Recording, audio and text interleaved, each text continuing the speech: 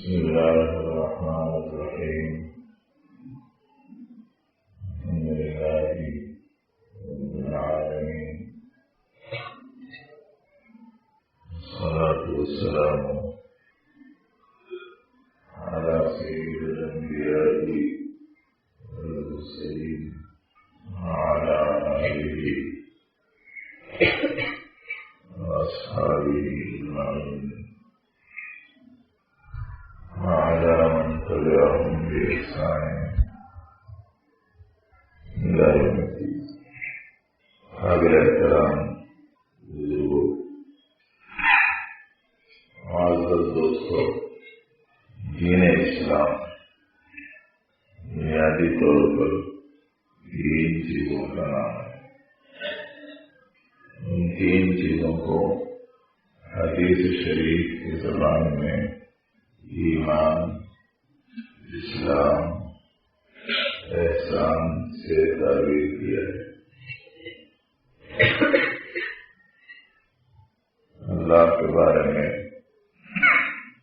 اللہ جل شانہ کے پیغمبران اکرام کے بارے میں، اللہ کی پیدا کردہ نورانی مخلوق فرشتوں کے بارے میں، اللہ کی جانب سے نازل کردہ کتابوں کے بارے میں، اللہ کی جانب سے انسانوں کے اوپر پیش آنے والے حالات کے پہلے سے مقدر ہونے کے بارے میں، اس دنیا کی زندگی کے بعد آخرت کی ہمیشہ کی زندگی کے بارے میں، اور ہر انسان کے دوبارہ اٹھائے جانے کے بارے میں جو اعتقاد دل میں ہوتا ہے اس کا نام ہے ایمان۔ ان اعتقادات کے ساتھ میں انسان کی زندگی میں مختلف شعبات میں اللہ جل شانہ کے جو احکام ہیں کرنے اور بچنے سے متعلق، اس کو اسلام کہتے ہیں۔ اور ایمان ہو، اسلام ہو، زندگی کا کوئی سا بھی عمل وہ اندرون کی صفات کے اعتبار سے مقبول اور غیر مقبول ہوتا ہے۔ اگر آدمی نے ایمان کا اقرار کیا لیکن اخلاص نہیں، ایمان قبول نہیں۔ اگر آدمی نے عبادت کی لیکن شہرت مقصود ہے، یہ عبادت مقبول نہیں۔ اسی لیے اندرون کی جو صفات ہوتی ہیں وہ اخلاق کہلاتے ہیں۔ حضرت جبرائیل امین علیہ السلام ایک اجنبی آدمی کی صورت میں نبی علیہ السلام کی مجلس میں آئے، جبکہ حضرت صحابہ آپ کو گھیرے ہوئے بیٹھے تھے، صاف ستھرے اجلے کپڑے، ستھرا بدن،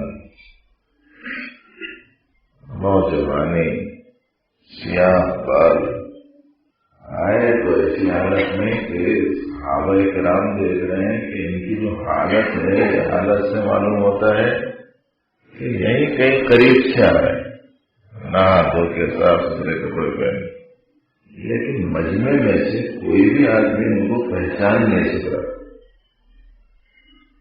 اتنا نزدیک سے آنے والا کوئی بھی نہیں پہچاننے والا، یہ کیسے؟ بڑا تعجب تھا۔ پہچان لے رہے ہیں تو معلوم نہیں ہوا کہ قریب سے نہیں آ رہے، دور سے آ رہے۔ دور سے ملک عرب میں آنے والے کا حال ایسا تر و تازہ نہیں رہ سکتا، وہ تو پراگندہ بال، غبار آلود حال، میلے کچیلے کپڑے، پسینے میں شراب اور تھکا ہارا ایسا آتا ہے۔ تو دور سے آ رہے ہیں تو حالت یہ نہیں رہنی چاہیے، قریب سے آ رہے ہیں تو کوئی نہ کوئی تو پہچاننے والا ملنا چاہیے۔ ہاں وہ نہیں، بڑی حیرت کی بات۔ پھر وہ آئے تو وہاں کے انہوں نے سلام کیا، قریب آنے کی اجازت مانگی، نبی علیہ السلام سے حضور نے اجازت دی تھی کہ قریب قریب آئے نہیں اور کچھ قریب ہونے کی اجازت، اور قریب ہو جاؤ، اور کچھ قریب ہونے کی اجازت، آگے اچھا اور قریب ہو جاؤ. اب گھٹنے سے گھٹنا لگا کے بیٹھ.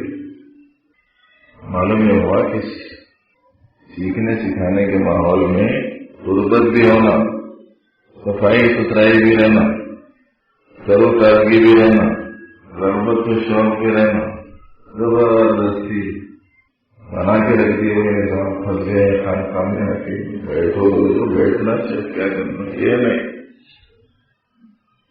رغبت رہنا، شوق رہنا. ویسے چاہتے ہیں تو خوش ہوں گے کہ چلو اچھا موقع مل گیا. کسی کو آ سکتا ہے، میں تو نہیں آ رہا ہوں، میں کسی کو آ کے پھنس گیا مجھے صبح سے لے کے شام تک یہ بھی دھندا ہے. اس کے بعد انہوں نے پوچھا مل ایمان کیا ہے؟ پیارے نبی علیہ السلام نے جواب دیا ان تؤمن باللہ وملائکتہ وکتبہ ورسلہ الی آخرہ. جواب پیارے نبی علیہ السلام نے دے دیا تو انہوں نے کہا صدقت، یعنی آپ کا جواب ٹھیک ہے، صحیح کہا آپ نے ٹھیک کہا. بڑا تعجب ہو رہا تھا، آخر مسئلہ پوچھنے والا مسئلہ پوچھا انہوں جواب دے دو، اس کا جواب ٹھیک ہے وہ یہ بول سکتا. بڑی حیرت بھی حضرات صحابہ کو. پھر اس کے بعد میں انہوں نے پوچھا بھائی اسلام کیا ہے؟ نبی رحمۃ اللہ صلی اللہ علیہ وسلم نے فرمایا کلمہ شہادت کا اقرار کرنا، نماز قائم کرنا، زکات دینا، روزہ رکھنا، حج کرنا. جب یہ جواب مل گیا ان کا صدق تھا، آپ نے ٹھیک کہا. پھر اس کے بعد میں انہوں نے تیسرا سوال کیا اور کہا ہمارے احسان کیا کیجیے؟ آپ نے فرمایا ان تعبد اللہ کأنک تراہ، تم اللہ کی عبادت ایسی کرو جیسا کہ تم اللہ کو دیکھ رہے ہو، گویا کہ تم اللہ کو دیکھ رہے ہو. فإن لم تكن تراہ فإنہ یراک، اور اگر تم اسے نہیں دیکھ رہے ہو تو وہ تو دیکھ ہی رہا. اس کے بعد میں انہوں نے قیامت کے بارے میں پوچھا کہ بتائیے قیامت کب آئے گی؟ آپ نے فرمایا من مسئول عنہا بأعلم من السائل، جس سے سوال کیا جا رہا ہے وہ اور جو سوال کرنے والا ہے وہ دونوں اس معاملے میں برابر ہے. یعنی معلوم نہیں ان اللہ عنده علم الساعہ، قیامت کا علم تو اللہ کے پاس. وہ 5 چیزیں جس سے سوائے اللہ کی کوئی نہیں جانتا، ان میں سے ایک چیز یہ. اس کے بعد انہوں نے قیامت کی نشانیاں پوچھی، مجھے آپ نے نشانیاں بتائیں. نشانیاں معلوم کرنا ہے اگر آپ کو اشراط الساعہ کتاب ہے وہ پڑھنا، اور نام بہت سخی معلوم ہو رہا علامات قیامت کتاب ہے اس کو پڑھنا تفصیل. اس کے بعد بشارت چلے گی. نبی رحمت صلی اللہ علیہ وسلم نے پوچھا کہ جانتے ہی کون تھے؟ ویسے تو کوئی نہیں ان کو پہچانتا تھا، بہت ہی عجیب قسم کا سائل. فرمایا کہ جبرائیل تھے جو تم کو دین سکھانے آئے. تو دین سکھانے آئے تھے تو بنیادی طور پر کیا سوالات انہوں نے کیے اور بنیادی طور پر کیا جوابات دیے گئے؟ ایمان کے بارے میں، اسلام کے بارے میں، احسان کے بارے میں. معلوم یہ ہوا کہ دین ان 3 چیزوں کے مجموعے کا نام ہے. اتاکم یعلمکم دینکم، تمہارا دین سکھانے آئے. جب یہ دین 3 چیزوں کا نام ہے تو پھر ایسی صورت میں تینوں چیزیں جس کی زندگی میں ہوں گی اس کی زندگی میں پورا دین ہوگا. تو پہلی چیز کا تعلق اعتقادات سے، دوسری چیز کا تعلق اعمال سے، اور تیسری چیز کا تعلق اوصاف باطنہ اور اخلاق سے. عشاء کے بعد کی جو مجلس ہے وہ یہ موضوع کے لیے مقرر کی گئی. باقاعدہ آپ کے کارڈ میں لکھا گیا ہے کہ بھائی تراویح کے بعد میں بڑھیا کا مذاکرہ ہوگا. اسی لیے اچھی طریقے سے سمجھیں ایک بات کہ اگر آدمی میں اخلاق ہیں تو صفت قبولیت ہے سمجھیں، اور اگر اخلاق نہیں ہے تو اس میں صفت قبولیت نہیں. اتنی اہمیت ہوگی اس نے اخلاق کی کہ نبی رحمت صلی اللہ علیہ وسلم نے اس نے اخلاق کے حاملین کے لیے ایک عظیم الشان خوشخبری دی اور یوں ارشاد فرمایا ان من احبکم الی واقربکم منی مجلسا یوم القیامہ احاسنکم اخلاقا. میرے نزدیک تم میں سب سے زیادہ چہیتا، حضور کی چہیتا بننا چاہتے ہیں، معمولی دین کی نسبت رکھنے والے لوگوں کے بارے میں آدمی کے دل میں ایک آرزو رہتی، میں ان کا بڑا پسندیدہ بن گیا تو اچھا ہے، بن گیا تو اچھا ہے.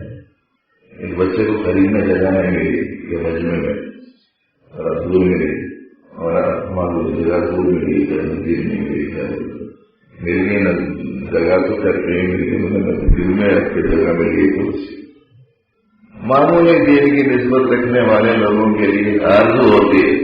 کون سا مسلمان ہوگا، کون سے صاحب ایمان ہوگا جس میں یہ آرزو نہ ہو کہ اللہ کے حبیب کا چہیتا بن جائے، ہے نا؟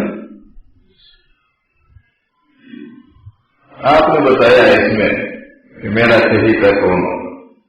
تم میں سب سے زیادہ میرے نزدیک پسندیدہ، تم میں سب سے زیادہ مجھ کو محبوب اور تم میں سب سے زیادہ میرا چہیتا اور میرے نزدیک قیامت کے دن سب سے زیادہ قریب بیٹھنے والا.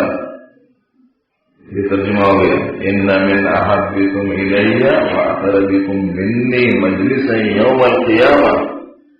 کون ہوگا؟ آپ نے فرمایا احاسنکم اخلاقا، جو تم میں اخلاق کا سب سے بڑھیا ہوگا وہ میرے نزدیک سب سے زیادہ چہیتا اور میرے سب سے زیادہ قریب. کتنی اہمیت ہے اخلاق. نبی رحمت صلی اللہ علیہ وسلم نے ارشاد فرمایا کہ اعمال کی ترازو میں اچھے اخلاق سے زیادہ وزنی کوئی عمل نہیں. اسی لیے بہت اہتمام سے حسن اخلاق سے اپنے آپ کو آراستہ کرنا.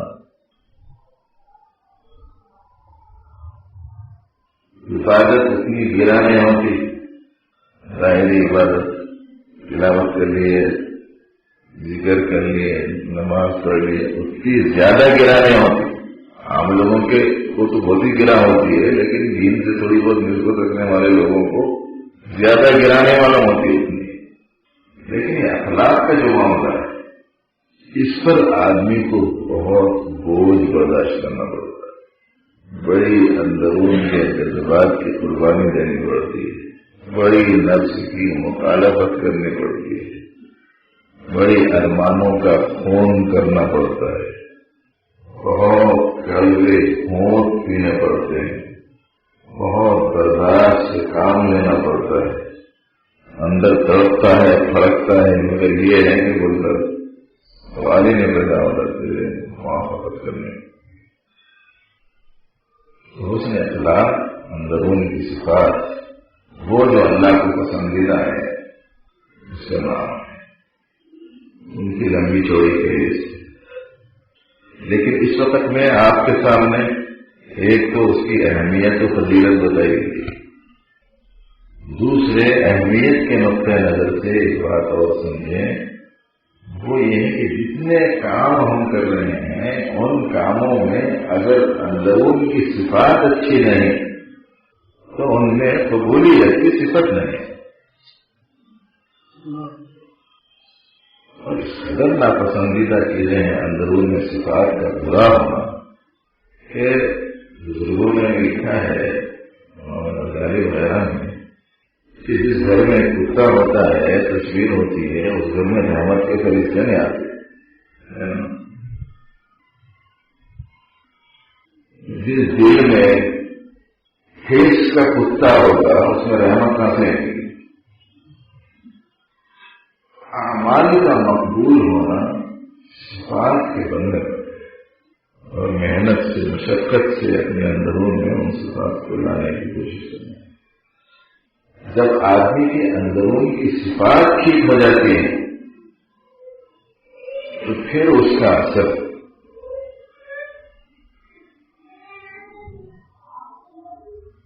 اعتقادات میں، اس کا اثر اعمال میں، اس کا اثر معاملات میں، اس کا اثر معاشرت میں، اس کا اثر نجی زندگی میں، اس کا اثر اجتماعی زندگی میں، اس کا اثر تنہائی میں، اور اس کا اثر جلوتوں میں، ہر جگہ نمایاں.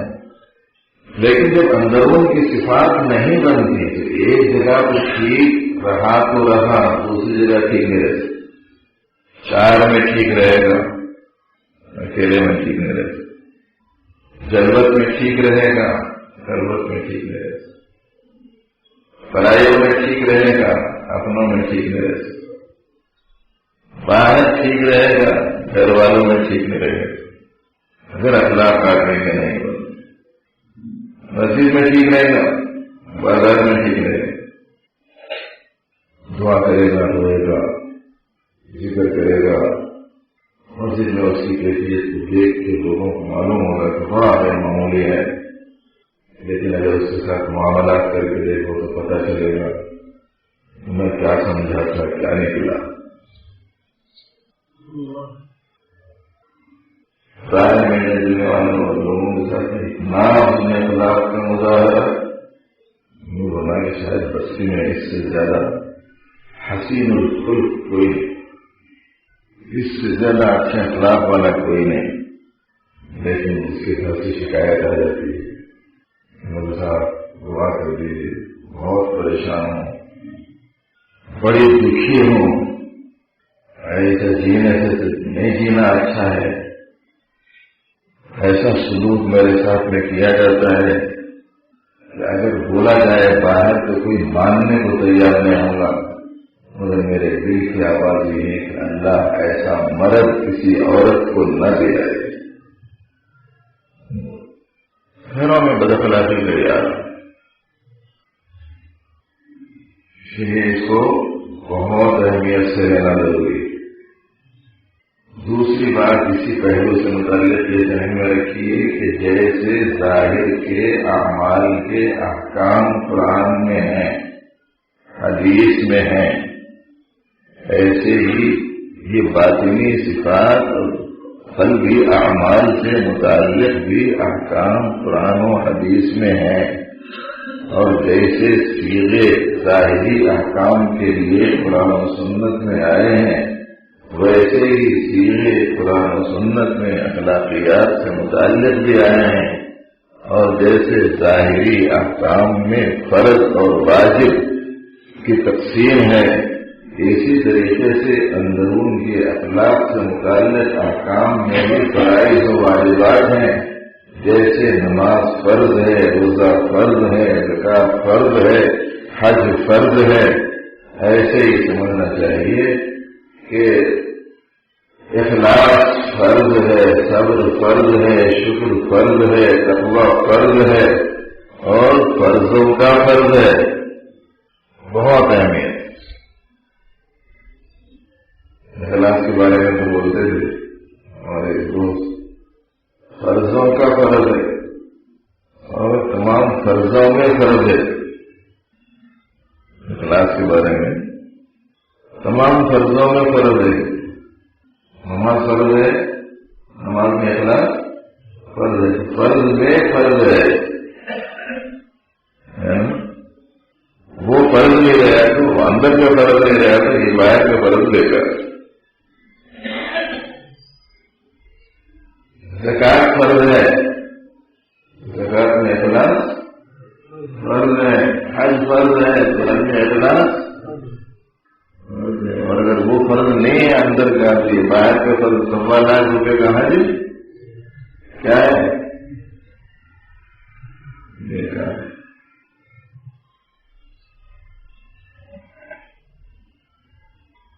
میری گاڑی دیکھا ہوگی، نئی گاڑی لی، نئی کار، پہیے نئے، انجن نیا،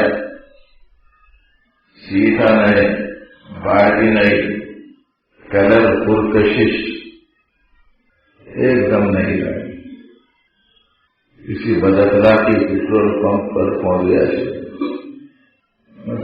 ملا کے یہ وہ ڈر لیا تو اب وہ ٹانکی میں سے انجن کو پیٹرول پہنچنا بل کے پائپ رہتا ہے اور چلا رہے ہیں تو ایک دم گاڑی آگ ہو گئی، چلتے چلتے بیچ میں آگ، کیا تو گاڑی ایسی خاصی ہے، اتار دی ہے، کیا خرابی؟ بازو کوئی کسی بزرگ کے پاس کا فیض یافتہ بیٹھا ہوا تھا، شاید اس نے پوچھا کیا ہوا، کیا آخر؟ تو کیا ہے کہ ذرا میں دیکھ کے بولتا ہوں، سمجھ نہیں آنا کیا ہوا، اسٹارٹ نہیں ہوئی، آپ ہو گئی کیا واسطے ہوگی؟ وہ نیچے اترا، دیکھا، چھان بین کرا، تھوڑی دیر رہا، ٹھیک ٹھاک کر کے آگے پھر چالو کرا، چلو تو پوچھے کہتے وہ شاید کیا ہوا تھا گاڑی کو؟ کچھ بھی نہیں تھا، وہ ذرا سی خرابی تھی۔ کیا خرابی تھی؟ سب تو ٹھیک ہی تھا، یہ ساری سب کچھ، پوری گاڑی اچھی ہے، وہ ذرا سی خرابی کیا تھی؟ آپ نے گاڑی بیکار ہو گئی؟ نہیں صاحب، وہ خرابی ایسی ہے کہ اگر وہ خرابی رہی تو کار ہو جاتی بیکار، اگر وہ خرابی رہی تو کار ہمارے اوپر سوار ہو جاتی، وہ نہیں رہا تو ہم اس کے اوپر سوار رہتے۔ اللہ کے بندے بتا تو دے کہ کیا خرابی تھی؟ میں نے کہا کچھ نہیں، وہ جو انجن میں جانے کا جو پائپ رہتا پیٹرول، اس میں کچرا آ گیا تھا، کچرا، وہ کچرا آ جانے کی وجہ سے گاڑی آگ ہو گئی، وہ کس سے خرابی کی وجہ سے؟ جی صاحب بس انہوں نے موقع ملا بات کو سمجھانے کا، انہوں نے سمجھایا، جنہوں کو دین کی بات سمجھانے کی فکر رہتی ہے ان کا حال بڑا عجیب ہے۔ حضرت مولانا علی میاں ندوی رحمۃ اللہ علیہ نے دین کی دعوت اور دوسروں کے پیغام حق کو پہنچانے سے متعلق جو مضمون لکھا، بہت 30-40 سال پہلے ہم پڑھے تھے، اس کا ایک تھوڑا سا حصہ مضمون کا ذہن میں آرات کو سنا رہا ہوں۔ اس میں حضرت نے لکھا کہ حضرت سیدنا یوسف علیہ نبینا علیہ السلام جب جیل خانے میں پہنچے ہوئے تھے، ان کے ساتھ جیل میں ایک دو آدمیاں ہوگی، انہوں نے خواب پڑا، وہ خواب پڑا تو وہ خواب ان کو سنا کے بولے تعبیر بتائے جیسے دکھ رہے ہیں، اس وقت ان سے تعبیر پوچھنا چاہیے۔ خواب سنا دیا تو جواب دینے سے پہلے حضرت سیدنا یوسف علیہ السلام نے فرمایا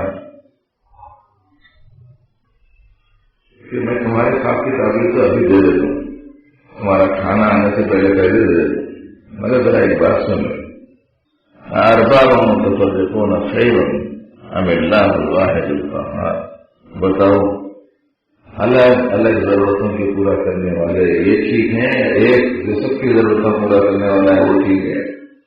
توحید کو سمجھایا، شرک کی برائی خرابی بیان فرمائی، موقع ملا بات کو سمجھانے کا تو بات سمجھے۔ اس وقت مجھے اس موضوع پہ بات نہیں کرنا ہے، مجھے تو وہ کار کا قصہ سنا ہے۔ ان کو موقع مل گیا بات کو سمجھانے کا، انہوں نے کہا کہ اچھا بابا، اگر یہ پائپ میں ذرا سے کچرا آ گیا تو کار بیکار؟ بولے صاحب جی، فرمایا کہ بیٹا دیکھو، تمہارا عمل کتنا ہی بڑا کیوں نہ، اتنا ہی ظاہری اعتبار سے شاندار کیوں نہ ہو، اتنا ہی دیکھنے میں بڑھیا کیوں نہ دکھائی دے رہا ہو، لیکن اگر ریا کا کچرا آ گیا تو اس عمل کا کچرا ہو جائے۔ میرے بھائیوں، یہ اندرون کی صفات کی بڑی اہمیت ہے، یہ فرائض کا درجہ رکھتے ہیں، اور فرائض میں بھی وہ فرائض کا درجہ رکھتے ہیں کہ جن کے ہوتے ہوئے دیگر فرائض قابل قبول ہوتے ہیں، ورنہ یہ فرائض بیکار ہوتے۔ اسی لیے ہم لوگوں کو باقاعدہ طور پر اپنے باطن کو صاف ستھرا کرنے، اچھائیوں سے آراستہ کرنے کی جدوجہد اور محنت کرنے کی اسی کو اصطلاح میں تزکیہ نفوس کہتے ہیں. اور یہ خالی سننے سے نہیں ہو جاتی اسلام. یہ تو بیماری ہے. بیماری کے سلسلے میں ڈاکٹر لیکچر دیا تھا. بیمار پورے جمع ہو گئے, ڈاکٹر لیکچر دے دی, علاج ہو جاتا. جی کیا ڈاکٹر صاحب نہیں ہوتا کیوں حکیم صاحب ہوتا. شوگر کے عنوان کے فلانے ڈاکٹر صاحب فلانے جناب آڈیٹوریم میں لیکچر دیں گے تو پورے شوگر پیشنٹ کا جمع ہو جاتا, علاج ہو جاتا. علاج نہیں ہوتا. معلوم ہوتا ہے خرابی کیوں پیدا ہوتی ہے اور اس کے واسطے کیا کیا کرنا چاہیے. تو اس میں سب سے پہلی بنیادی جو بات لوگوں کو پتا چلے گی اس کی یہی علامت لکھتے سب سے پہلا کام ڈاکٹر سے شخصی رابطہ قائم کرو. بولتے کہ نہیں بولتے؟ سب سے پہلے رجوع ہو جاتا جو بولے وہ سننا. یہ کھانا بہت اچھا ہے, یہ نہیں کھانا بہت اچھا ہے, یہ پرانے وقت میں کھانا بہت اچھا ہے, یہ اتنی مقدار میں لینا بولے تو بہت اچھا, یہ لیتے ہی رہنا بولے تو بہت اچھا. کب تک لینا جب تک کھائیں لیتے جو رہنا بولتا ہوں.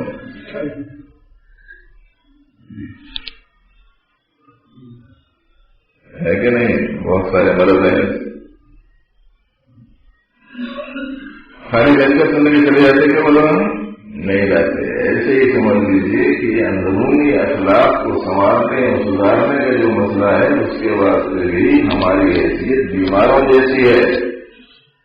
اور اللہ کے نشان ہونے اس امت میں پیارے نبی علیہ الصلوۃ والسلام کی برکت سے حضرات صحابہ کرام کی قربانیوں کی بدولت قرآن سنت کا فیضان جاری رکھتے ہوئے ہر زمانے میں کچھ ایسے افراد کو رکھا ہے جو روحانی بیماریوں, اخلاقی خرابیوں, باطن کی گندگیوں کو دور کرنے سے متعلق علاج معالجے کا اہتمام کرتے ہیں. انہیں کو شیوخ اور مرشدین کہتے ہیں. ان سے باقاعدہ اصلاح تعلق کا ان سے رابطہ ہے اور بولے جیسا سنو. دواخانوں کو اللہ کرے کسی کو نہ لے جائے. دو باتیں بولتے ہیں دواخانوں کے بارے میں. ایک تو یہ دعا دی جاتی ہے کہ اللہ کسی کو دواخانہ نہ لے جائے, اور دوسری بات یہ بولتے ہیں کبھی کبھی دواخانہ جائے. دونوں باتیں بالکل الگ الگ. بیمار ہو کے نہیں جانا, بیماروں کی حالات کو دیکھ کے عبرت لینے کے واسطے جانا. وہاں جا کے دیکھے تو معلوم ہوتا 1 لاکھ روپے جمع کر دو بولے تو جمع کر دو. جی ان کو آئی سی یو میں شریک کر دینے کوئی نہیں آنا تم لوگوں میں سے. بہت اچھا ہے کہ گیا کر کے پورے لوگ تڑپ رہے ہیں. جانے کی مقررہ ٹائم میں پڑھانے وقت تک ایک آدمی آنا, وہ بھی آیا تو باہر چپل چھوڑنا, اوپر کا کپڑا اتارنا, جانا خالی دیکھ لینا, ٹھہرنا نہیں, فوراً آ جانا. اور جس دن آپریشن ہونے والا ہے اس دن تو کچھ مت پوچھو, اس کا اپنا لباس بھی نہیں کر سکتا ہوں. لیکن اچھا خاصا چلنے والا ہے تو چلو دے لے جائے مریض ساتھ والے کو اور پریشان ہونا چاہیے. سب کو معلوم نہیں تھا چیرنے والا ہے, کھانے والا ہے, بے ہوش کرنے والا ہے, یہ کرنے والا ہے, وہ کرنے والا ہے. کرنے تو بھائی علاج ہے نا, آپ کیا کریں گے. 24 گھنٹے 48 گھنٹے کسی کو آپریشن کے بعد میں ملنے نہیں دیتے, دیکھنا نہیں دیتے. ایسا حوالے کرتا ہے مریض اپنے آپ کو معالج. سب کہیں جا کے علاج ہوتا ہے بیماریوں. آج کل کا قصہ کیسا ہے؟ آج کل کا قصہ ایسا ہے مریض بولے جیسا پیر سننا. کیا علاج ہونا بولے اسی واسطے ایک بزرگ نے لکھا ہے کہ گاؤں کو دیہات کا آدمی پیر کے پاس میں اظہار عقیدت و محبت میں ان سے بیعت ہو گیا تھا. خواہش کرا کرتے حضرت میرے گاؤں کو آپ چلنا، میرے گاؤں میں آپ کا قدم پڑنا، میرے گھر میں آپ کا مبارک قدم آنا، کئی سال چل رہا ہے. اچھی بات ہے کہ راستے جاتے بڑے لوگ اردو بارے میں بزار کبھی ادب میں احترام میں پیچھے پیچھے جا رہا ہوں. آپ چلیے آپ چلیے آگے آپ چلیے، ان کو راستہ ہی نہیں معلوم، اس کے گھر کو جانے کا راستہ نہیں معلوم. انہوں نے چلو جانتا نہیں ہے کہ کہتے ہیں، اس سے کہا کہ بابا تم چلو سامنے، میں حضرت میں آپ کے سامنے کیسے چلوں، میں تو پیچھے پیچھے آتا ہوں، آپ چلے. پھر ذرا چلتے رہے تھوڑی دور، راستہ دو رستے آ گئے، چھ رستہ آ گیا. کہاں کہ آگے چلو کدھر جانا ہے؟ میں نے نہیں حضرت آپ سے. حضرت کے ہاتھ میں ڈنڈا تھا، ڈنڈا اٹھا کے پڑے گئے اس کے اوپر اور بولے تیر چوڑے کے من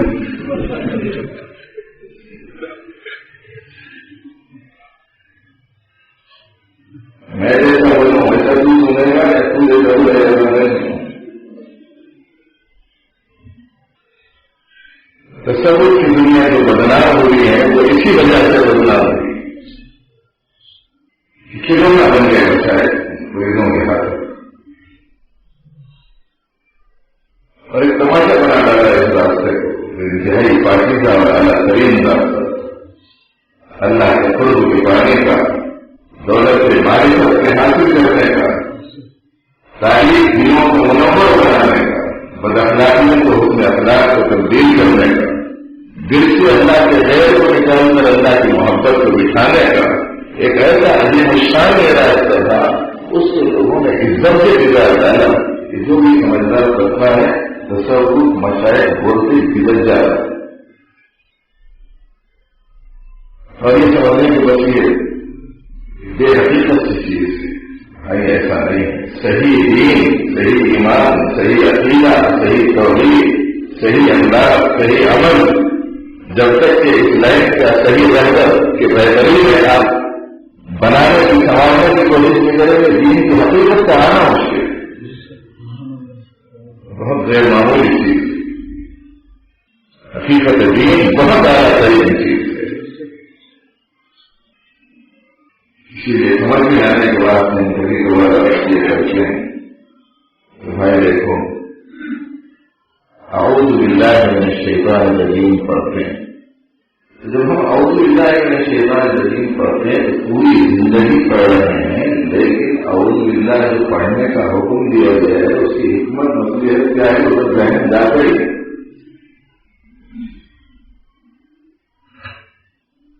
بلکہ یہ چاہتا ہے کہ اعوذ باللہ من الشیطان الرجیم کے ذریعے سے میرے دل میں جو آغاز ہو تو وہ کچھ ایسا ہو کہ معلوم ہو جائے کہ ان سب میں سب سے بہتر میں ہوں.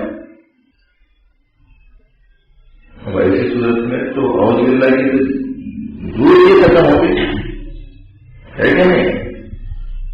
اس واسطے کہ شیطان مردود سے پناہ کائے کو مانگی جا رہی، اس بات سے مانگی جا رہی ہے کہ اس میں یہ بدترین خرابی موجود تھی کہ اس نے اپنے آپ کو دوسرے سے بہتر کر. جب تک کہ باقاعدہ طور پر آدمی اصلاح و تربیت اپنی کراتا نہیں، حقیقت دین کا آنا مشکل ہوتا ہے. اسی لیے بہت اہتمام سے طلب سے روزوں کی دعائیں مان کے مولانا تعالیٰ سے کسی رہبر کو لے لینا، کسی رہبر کو حاصل کر لینا. مولا آپ کا اپنا جو پسندیدہ بندہ ہے اور جس کے توسط سے یا اس کے ذریعے سے آپ نے میرے لیے اس راستے کو کھولنے کا مقدر کر رکھا ہے، مولا اس تک میری رسائی اور اس تک میری رہبری کی کوئی ایسے سامان کر دیجیے اور حالات تو اسباب ایسے بنا دیجیے کہ میری ایسی تربیت ہو جائے کہ آپ کے پسندیدہ بندوں میں سے. آج ہی فون آیا تھا. کیا فون آیا تھا؟ یہ اور خطوط ابدال میں کیا فرق ہے؟ سوال نہیں آیا تھا آپ کی مسجد میں، شاید نہیں آیا تھا، فون آیا تھا. بیٹا کہاں کے ہو تم، کیا نام ہے تمہارا، کیا پڑھے لکھے ہو؟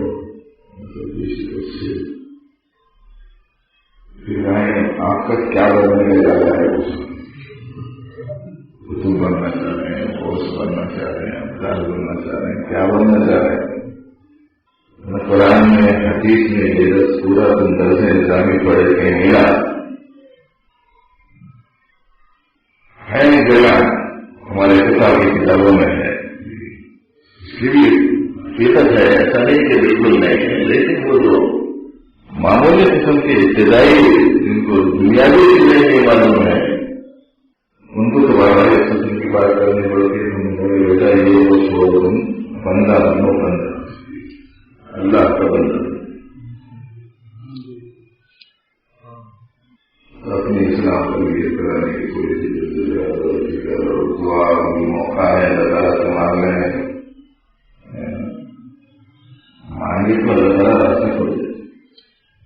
بلکہ جو سچی طلب والا ہوتا ہے نا اس کی برکت سے کبھی کبھار وہ جو صورت پیر کی بنا کے بیٹھا پروردگار یاد اس کا بھی کام بنا دیتے ہیں.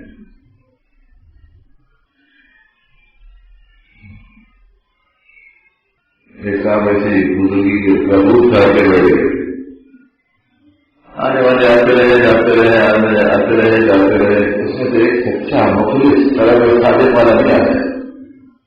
اب آگے اتنا سماجت آجی انکساری اظہار تعلق، اظہار محبت اور اصلاح اور تربیت سے متعلق سوالات اور کچھ اپنے حالات سنانا، حضرت کچھ ڈرائیوری کروا دیجیے، یہ کر دیجیے، وہ کر دیجیے. دیکھا کہ سینکڑوں آئے، کوئی بھی طلب صادق والا نہیں تھا، سچی طلب والا نہیں تھا. یہی سچی طلب والا آ گیا.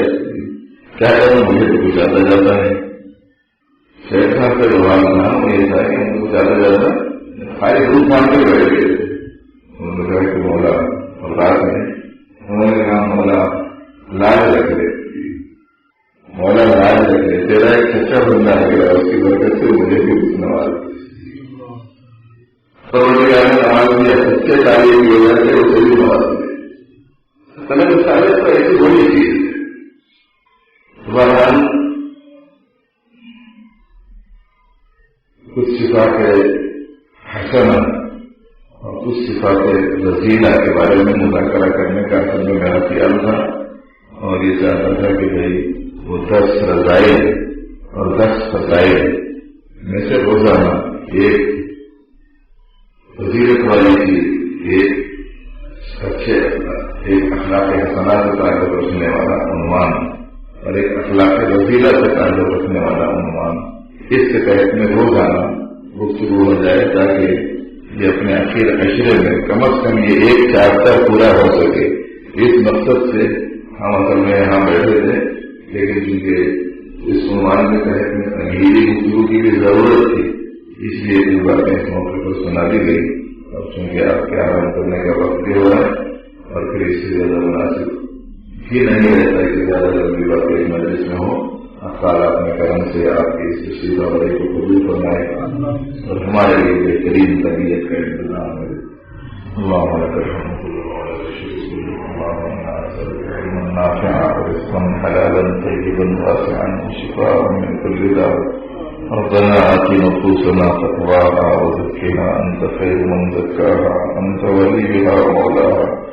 اے اللہ بڑے گناہگار ہیں، بہت خطا کار ہیں، مولا آپ بڑے کریم ہیں، سخیوں کے سخی ہیں، داتاؤں کے داتا ہیں. اے اللہ آپ تمام گناہگاروں کو بخش دے تو آپ کا کچھ بھی بگڑنے والا نہیں.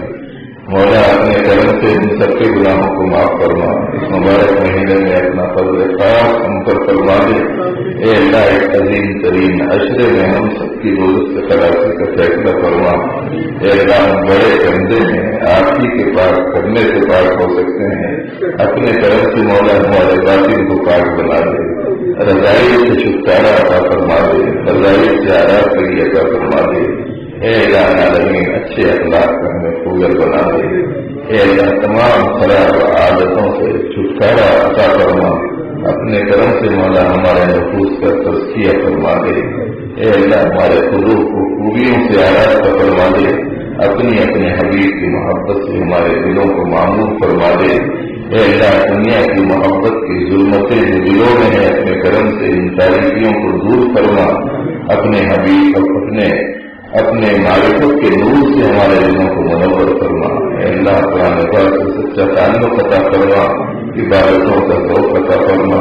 اے اللہ جو کوئی ٹوٹی عبادتیں آپ کی توفیق سے کی جا رہی ہیں میں اپنے کرم سے قبول فرما. اے اللہ ہمارا کوئی کا بھی بندہ آپ کے بارگاہ میں پیش کیے جانے کے لائق نہیں ہے، لیکن اے اللہ اگر آپ قبول فرما لیں تو آپ کو کوئی پوچھنے والا نہیں ہے. اپنے کرم سے مولا ہمارے ان ٹوٹے اعمال کو قبول فرما، ہماری آخرت کے بننے کا اسے سامان بنا دے. اے اللہ جب تک زندگی ہو آپ کی مرضیات پر جینا نصیب فرما، اور جب اس دنیا سے گزرنا ہو تو آپ کے راضی ہونے کی حالت میں اس دنیا سے جانا ہم میں سے ہر ایک کے لیے مقدر فرما. مولا تعالیٰ میں آخر پورے دین پر چلنا اور پورے دین کی خدمت کرنا ہم سبوں کو میسر فرما. اپنے کرم سے ہماری دعاؤں کو قبول فرما.